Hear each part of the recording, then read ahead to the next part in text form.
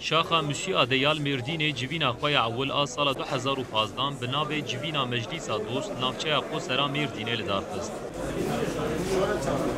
اف جوین معزوبانیا کارساز و ابوریناس فتولlah دمیر هات کرن.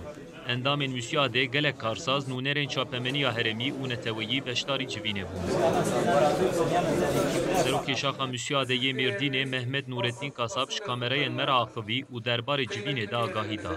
موسیقا و ناو باسن پیوا ای دوستایی ام دخوازن بکن موسیقا tanıtmış kade her konuya da eko işe ko iştigal dikın henin lima hecar ki dost meclisi em çedikin iroji dost meclisi bu özellikle iro me bangasıcıya gışkır me em hevduna asbıkır Fethullah Demirci derbarê Armanca bê civînê de agahî parve kir.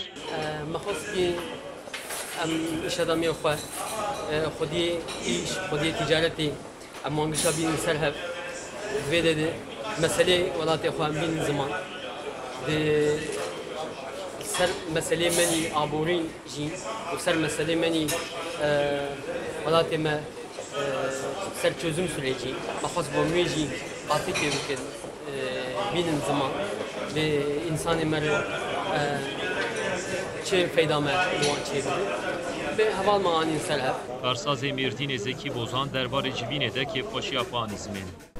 مجیل ور یاترمک شکر بو انسانی خو و ایرو توپلانتیکی خوش چه بو فتح الله دمیر توسیات başkanı و باله خو میوانی خو دخوازن iş adamı می قز تپجی ولاتي خو yatırmaki ور خوشک بکن یاترم چه به انسانی می ای پیدا ببینه استفاده ببینه